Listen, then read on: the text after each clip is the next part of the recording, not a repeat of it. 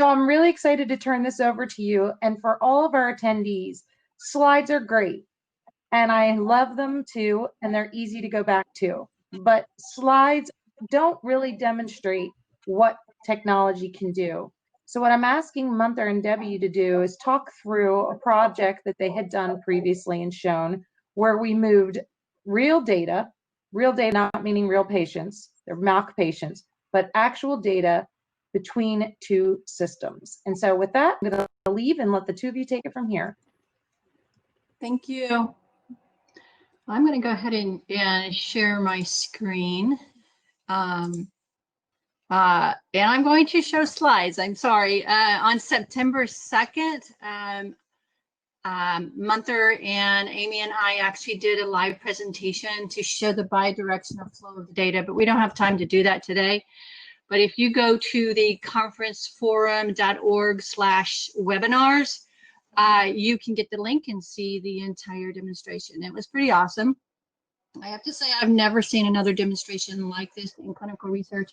It's two companies that came together and very quickly showed how we could share data using a variety of standards. So I want to talk about patient centricity because I am part of Vulcan. I'm on the steering committee, and I wear the patient advocate hat for Vulcan. I'm also the co-chair at HL7 for patient empowerment. So I'm really passionate about what patient centricity means to a patient. I really liked Marty's quote this morning. He said the #1 reason that people go to Disneyland is because they are treated wonderful. So if you want people to come to you, you want people to stay with you, treat them well, like royalty, as if they were important. And the first thing is don't treat them like a human subject. Let them be part of the team. And to be part of the team, that means you need to listen to them, you need to get feedback from them, you need to take that feedback and base the decisions on their needs and their perspectives. And what that really does in listening to them, in having bidirectional communication with them and data sharing with them, this is going to build trust. Trust is incredibly important when you're looking for someone to really engage with. The very first thing I do is, I think about is, can I trust this person? And that's really evaluated throughout the entire relationship. So keeping them engaged, keeping that trust going is going to keep them in your study. It also gives you an opportunity to give them education and understanding about what's going on, so they're not afraid. They can communicate. So first, I want to talk very quickly about the barriers that have stopped this in the past. We had technical barriers that every organization had their own way that they wanted to share data. So it wasn't really logical, or we didn't have a way for sharing of data back and forth. And a lot of times that was simply because organizations felt like if they shared data, they would lose the patients and they would also lose revenue. And there's also the way patients were really treated, that they were sit in the back seat and they listened to everybody and really had no control. That's now changing. And part of the reason it's changing is because of the new laws and new standards. Rob spoke a little bit about this. HL7 is an international technology standard. And what I love about this is that ONC has actually mandated that all certified EHRs provide the FHIR API to clinics. And that started in 2018. All clinics must provide the FHIR API so patients can pull their data down. And that was started in October 2019. And then recently, the CMS mandated that all payers provide data to patients via the FHIR API. That was going to be for January 2021, but because of COVID, it's been pushed out to June 2021. And then the ONC has a list of elements that must be shared with patients via FHIR, and that increases every year. And eventually it's going to be all data must be shared with patients by 2023. And if clinics don't do this, it's a $1 million fine. The ONC and the CMS are really serious about tearing down these barriers. And as a patient and technology innovator, I am thrilled about this. And so the good thing about this is patients are guaranteed to get their data, all of their data at no cost. And this means that they can share the data with you. I know a lot of you have had struggles, not only technology, but financial barriers placed up because you couldn't get data. Well, that is coming down. So another thing that really this FHIR helps that you're seeing these mandates is that you're going to be able to leverage FHIR.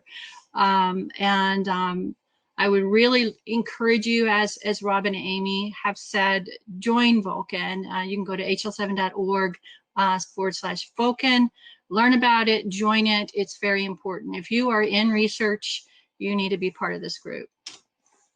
So I'm going to tell you a little bit about my company, and then I'll show you what the patient side of what Munther and I demonstrated earlier.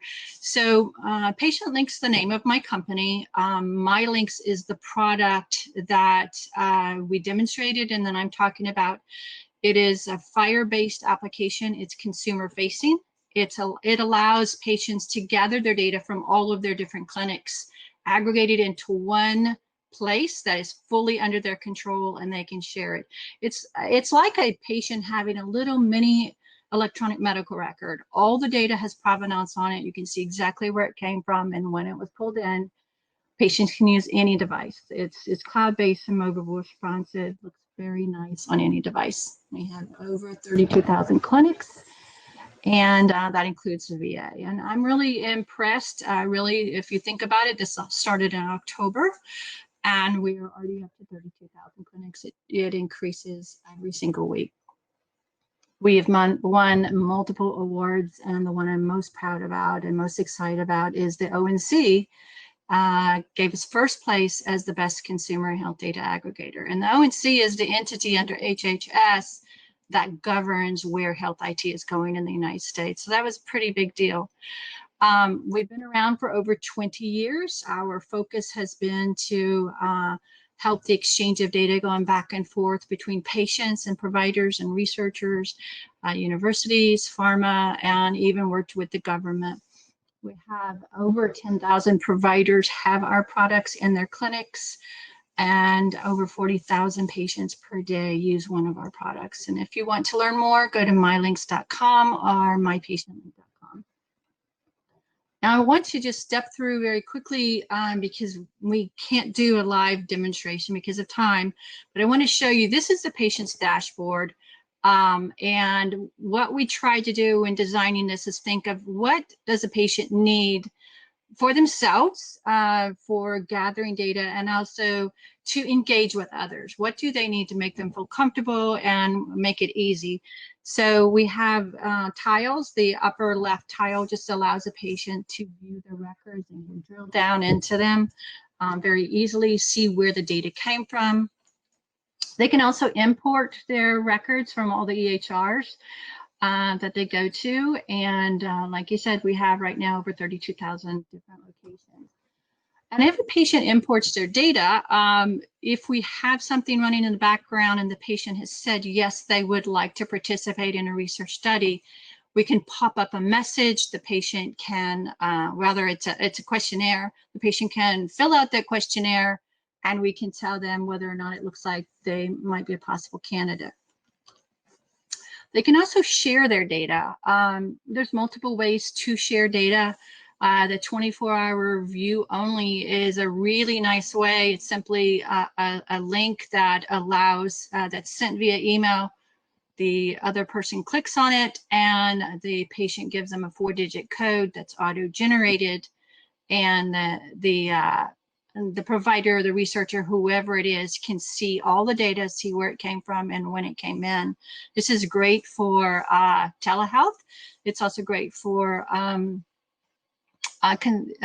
doing a consult when the researcher or the doctor doesn't have access to your records. Documents and images, patients can have an area where they can throw anything up there. They can do advanced directives, they can do consents, whatever they want here. Also, patients can receive notifications. Like here I have highlighted at the end of our study with EDETEK demonstration, we actually received the final data from EDETEK, and it was also imported in so a patient could see all their data from their primary care, their oncologist, all their providers, and the data from the research, which is really important as a patient. You want to be able to have that data in the future. Also, questionnaires. If you need a patient to answer a questionnaire periodically, maybe a baseline in 6 months, a year out, or whatever, we can build that for you. So patients are also able to quickly report new symptoms, and we place here the exact symptoms that the research staff feels is important to have patients notify them about. They can also, a patient can also send a message to the team and get some information back if they have any questions or concerns. We need things to be easy. And data is, information is shared via encrypted emails, so there's no concern about that. And then we place little self-assessments on the bottom every once in a while if we just have questions that we want to give patients an opportunity to answer. So just to recap real quick, the value of our product is that we give bidirectional communication to the patients, and that offers a better experience for the patients. It gives them a feeling of being part of the team and more trust. Another thing I didn't mention earlier, but it was covered, I believe, in a previous meeting, is that there are so many errors in the EHR charts that when I get my data, I'm able to see if it's correct or not, and I'm also able to correct it. And then my timestamp, my name and my timestamp is going to be on there. It's really important that research has correct data and complete data. And having the patient in the middle is going to really help you with that. Another thing, as I said before, is patients can share their data with you at no cost. This helps patients and researchers. As a patient, we really want you to have all the information about us that you need because we're in this with you. It's a win-win for all. And so with that, I am done with my side. Hey, Munther. Hey guys, thank you, Debbie. You might want to mute yourself, Debbie. Great. Wow, what a hard act to follow after all these presentations, all the way from Eric, Casper, Rob Goodwin, Debbie, and all the conversation we had. Guys, I think before I get started, I think we've been talking a lot, and there's a lot of talk and a lot of proof of concept. The good news, the stuff we showed in the webinar that we provided link is live and it's used in production. Debbie illustrated my links there, and I illustrated the EDETEK capabilities. Just to give you an example, what we did, we were able to pull data before the study to find patients that are eligible to participate, send it to the site. And then we actually show data, pushing data in and out in an automated fashion from EDC, Central Labs, from Epic, as one of the AHR systems. We did one assessment as well, and we did ePro. So all of this, we showed it live, going back and forth with the HIPAA compliant and Part 11 compliant system. With that, let me go on with my presentation. I want to share with you some of the agony that typically you've seen in the industry, and then show how potentially EDETEK is basically addressing this. Amy, I saw you coming back. Is there something? Just going to say, Debbie, why don't the two of us leave the stage so that we can Munther. Okay, thank you. All right. So typically in any clinical research, right, this is not news to anybody. We know the studies are becoming more and more complex. It added more data modalities as we added digital endpoints in support of the primary endpoints, secondary endpoints, as well as the exploratory endpoints. As a result of that, a lot of our IT organizations are optimized to deal with certain data coming into our infrastructure, meaning the enterprise of the sponsor. And they know how to handle this. The minute we start to get new data points, such as wearables, such as I've been hearing about DCT, the decentralized clinical trials, that's a good example where we basically, everybody thought they're going to do 100% virtual clinical trials. Although I know Craig, the father of virtual clinical trials, always said it's almost at this point, I don't think we can do 100%. We need to be flexible. We have the hybrid model. And that creates a lot of complexity that happens to bring data in and out. We see as a result, we start basically to get vendors in and they operate in a silo. And then each stakeholder, whether it's the site, whether it's the sponsor, or the patient, has to go to different systems, log into different systems, and start interacting with data separately, which in turn delays the decision-making, basically, as a result of that. And that's where problems start to happen. And then, as one project manager told me, my study for the last 6 months was all green. Overnight, I became red. I have no clue how that happened. And that's clearly because of all the silos and the data is not connected. So you cannot proactively see some of the problems that happen. I'll explain how that can be explored. But you can look at all the different issues that you're running here. In my mind, what I would love to imagine about the EDETEK solution, think about how water and electricity come to your house, to your building. You don't ask every day about the standard. You don't talk to this person, to that person. You come in, if you have an RFID, which is basically kind of like a motion detector, basically, the electricity comes in, on, or you can turn the switch on and off. And I love for the data pipeline to operate that way. And that's really ultimately where we are aspiring at EDETEK to move the whole industry. I want to describe this vision to you. Let me just build the slides. I should have not. Okay. So through what I call the 4 C's. The 4 C's from our perspective, it starts with the 2 C's, which is connect and collect.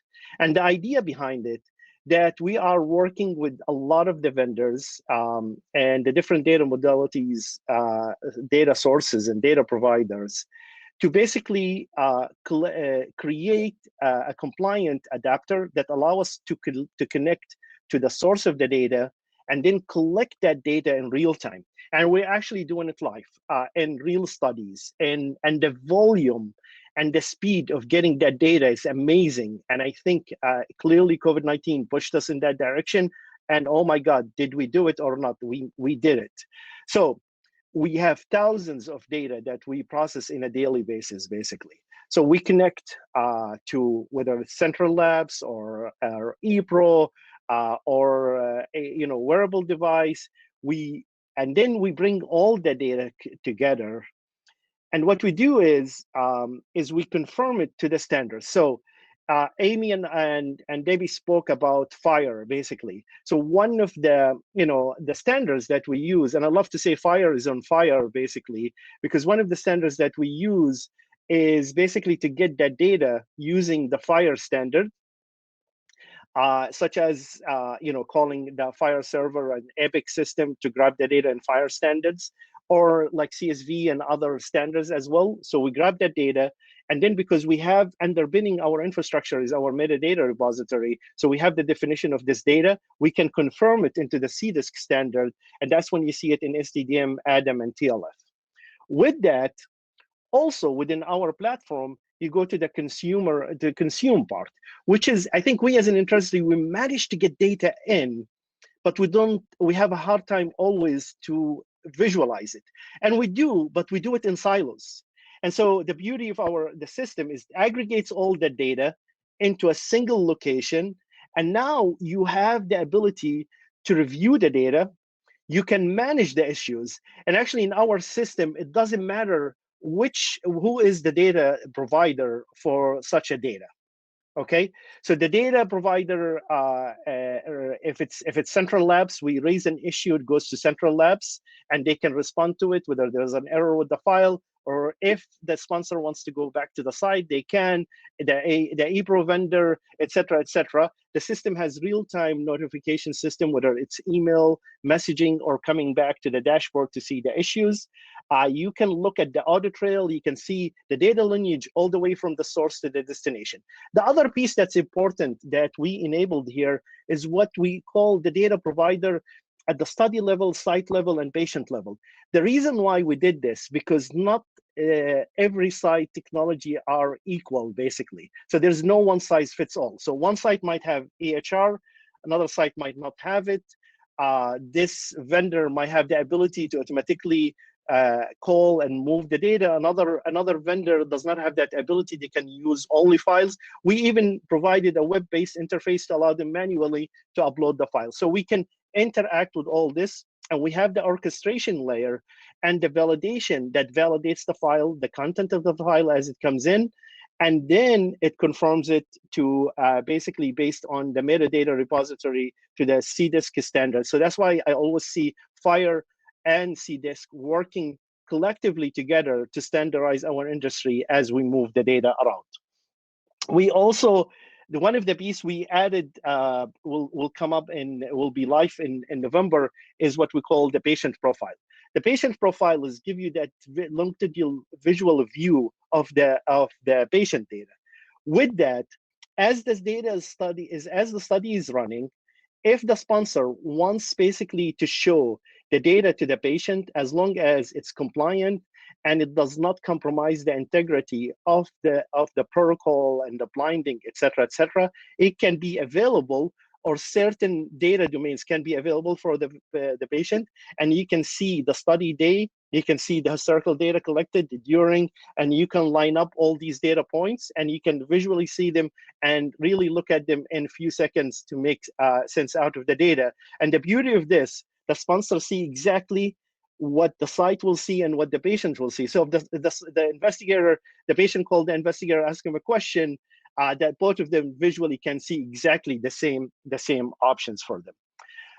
With that, because of the real-time data aggregation and the fact that we can bring the data all together collectively in one place for the sponsor, whether we send it back to their internal systems or they use the Consume platform to visualize it, what that enables the sponsor to see any issues immediately. We raise them through any validation alerts, and we have alerts. For example, if you want to monitor the toxicity grade, liver grade, the liver toxicity grade, we can send you an alert immediately. If we, based on the conditions you provided, they say it looks like the toxicity grade is high. Do you want to stop do you want to call the investigator or even alert the investigator themselves as a result of that? This is what we're building. This is how we're putting all these pieces together. Because of this, we really see a huge improvement in running the study by improving the quality, because we actively bringing all the data together. You see it in one place.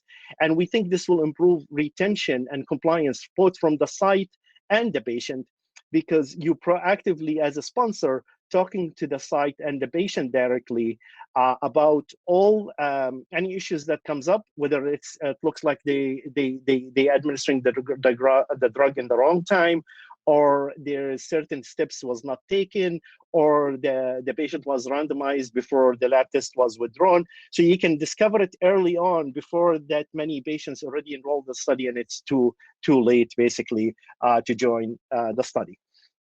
I don't know how much time I have. I just, it looks like I have another 3 minutes. Okay, so that's basically our platform. And also at the end of the study, we can produce a single document of the data, basically, and return the data back to the patient. In the live demo we actually showed the data going back to my links. And so now the patient has full historical view of all their data while they are in the clinical research, as well as while they're running that study with us. One thing I would encourage people to explore really electronic data. And one recent study by the Society for Clinical Data Management, it basically states that 70% of the data volume are coming electronically. That's really amazing. And now with COVID and everybody moving in the direction and the speed that we're operating under, I hope there is no going back. We're all in. We raised the bar for all of us, and we know the patients are waiting for us. So with that, I'm going to stop right here. Amy, if you want to come back, and Debbie, if you guys, if there's questions from the audience, we're happy to take them on, basically. Thanks, Munther. While Debbie joins back in, the feedback from the group is that they're really excited, and there's too many questions in 1 minute to go over them all. So, thank you, Danny, for putting the link to the video in. I highly recommend that everybody go in and look at it. And please remember that when you are watching the video, those are not screenshots.